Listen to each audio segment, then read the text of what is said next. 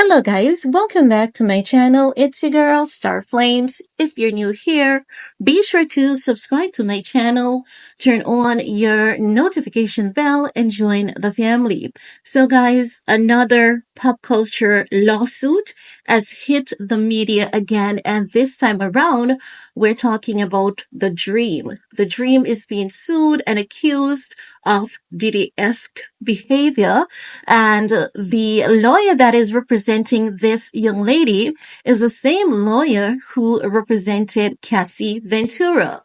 Now, we all know that it is 2024. It is the year of takedown and exposure for all the people who have done wrong and horrific things. Not only that, as I've said to you guys, we're going to see a lot of lawsuits coming out from a lot of people that are going to be completely false. Many people are going to use this moment as an opportunity to make some quick money. I'm a woman and I know that women get assaulted every day, every minute of the day, work, home, school, and the list goes on. It also happens to men. And I'm not tone deaf to that. But I also know that women are very vindictive. Women are going to sue men because the relationship didn't work out. The man moved on, treat another woman better. They're going to be in their feelings about that and they're going to sue. Now, make no mistakes. I'm not saying that this is what happened in this case. I just wanted to put that out there because I've been saying it, ever since that Sean Diddy Combs lawsuit. Now, let's get into this report because I've done some research and I'm also seeing where the Dream has had, previous lawsuits. Well, lawsuit back in I think it was 2014, where he was accused of something very similar and he did a name change. The case was basically settled. So that girl was his baby mama. She was pregnant at the time. So let's get into this report.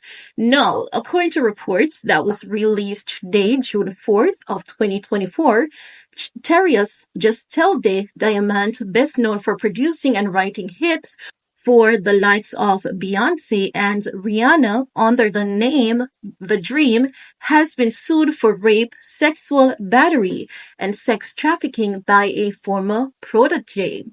Now, Chanaaz Mangroe, who performed as Channii Monroe, filed a lawsuit in the U.S. District Court in Los Angeles today, June 4th, per Pitchfork, right? That's a site that you can go on, put in the case number and all of that, but you have to create an account, and there's also a fee that you have to pay. Now, the suit alleges that Gesteelde-Diamant lured Monroe into an abusive, violent, and manipulative relationship filled with physical assaults, violent sexual encounters, and horrific psychological manipulation. In 2015, all under the guise of pursuing a legitimate recording and publishing contract. Now, Gesteelde-Diamant, aka Terius Nash, because when The Dream was accused of similar circumstances back in 2014, at that time, his name was Terius Nash. But since that case, he had changed his name to Gesteelde-Diamant, okay? Now, let's continue. They're saying Gesteelde-Diamant, aka Terius Nash, is accused of repeatedly pressuring her into having sex while claiming it was all a part of the process, strangling her and filming one of their sexual encounters before threatening to show it to others. Whoa. Monroe is represented by attorney from the same firm as the lawyers for Cassie Ventura. Okay, so it is from the same firm, but not the same lawyer, right? So they're saying that, she's being represented by the lawyers from the same firm that represented Cassie Ventura in a similar lawsuit against Sean Diddy Combs, which was settled less than one day after it was filed. What dream did to me, this is what the young lady is saying now, what dream did to me made it impossible to live the life I envisioned for myself and pursue my goals as a singer and songwriter. Monroe shared in a statement, ultimately, my silence has become too painful, and I realize that I need to tell my story to heal. I hope that doing so will also help others and prevent future horrific abuse. Through a preventative, Gesteelde-Diamant vehemently denied the accusation, saying these claims are untrue and defamatory. Shandi DeCombe said the same thing, and when that video released, we saw that the claims were exactly as Cassie recollected them. However, he's also saying that he said, I oppose all forms of harassment and have always strived to help people realize their career goals as someone committed to making a positive impact on my fellow artists and the world at large. I am deeply offended and saddened by these accusations. As the dream Gesteelde-Diamant has production and songwriting credits on a few songs like Rihanna's Umbrella, Beyonce single Ladies, Put a Ring on It, and Break My Soul, as well as hits like Justin Bieber Baby, Mariah Carey's Touch My Body, and Jay-Z and Justin Timberlake Holy Grail. Highest charting songs as artist is the fabulous collaboration Throw It in a Bag. Now, guys, that's basically all that is coming out in this lawsuit against the dream. I wonder why it is that, you know, you have a similar case back in 2014, right?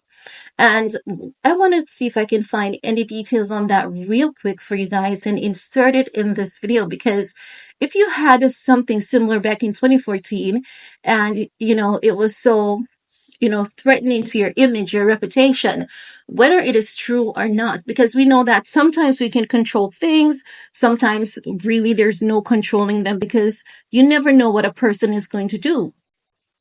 And we're on the outside looking in, so what this young lady is claiming, it could be factual, it could be that, as I've said, she might be looking and say, okay, I can get some money off this, so it can be factual as well as it can also be fabricated, could also be half and half, and a little bit exaggerated. We don't know. We don't know.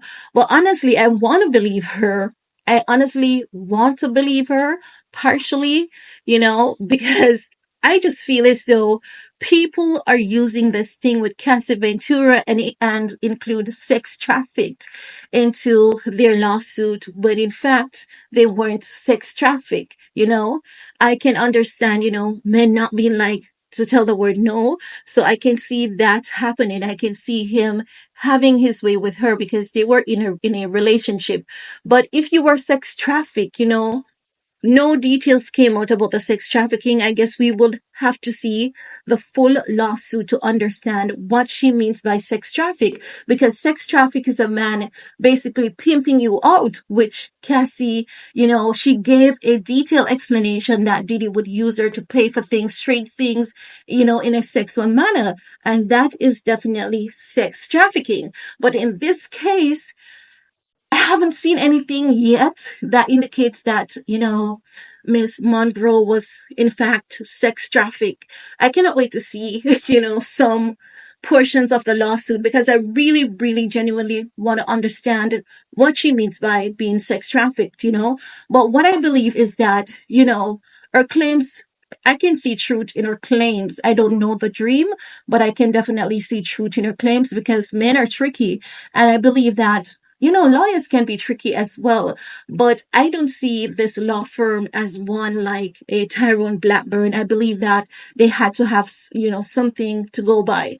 Lawyers are always after money, but I believe that this is a reputable law firm. And for this young lady to say she's going to go with it, I definitely believe that there was some amount of abuse in a relationship to the point where she has some amount of evidence and decide that she's going to go forward and she's going to take some actions against this man. I want to see how this turns out. I'm going to follow this as well as following all the other cases. We spoke about the one with Ye yesterday. Some people got that wrong because in that video I said, you know what? I believe Ye sent that young lady those text messages, but I don't believe it is in the sense that she is telling us. I believe that it was a flirtatious kind of situation. She was leading him on because the money is good and she felt good about that good money. That's what I see, because I cannot understand how someone sends you text message on your phone. It's not as though it's a company's phone. If it was a company's phone, you know what? Leave the phone at work. When you go back to work, you pick it up, you turn it on, right? But if it's your personal device and you're not into things like that, you block the person, you give them a warning. They video call you, you give them a warning, disconnect the call. If it continues, you block the call and all of that. So I do feel as though there are gaps in that lawsuit. But what will happen is that, you know, Ye's legal team, I believe they're going to contest this. And then if the phone records are pulled, they can see, what really happened, because those records can be pulled. Another thing is that I believe that if Ye had promised her to give her that severance, after terminating her. When you terminate someone, you give them their severance. Oftentimes, companies, they don't like to do that. And that is completely wrong. If he did, in fact, promise her that $3 million, I believe that he should have given her that severance, even if it's within the span of a year, stick to your word, you know, just be a true person of your words. But guys, that is all I have to share in this video with you all.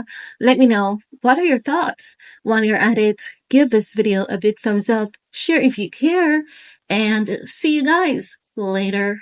Bye guys.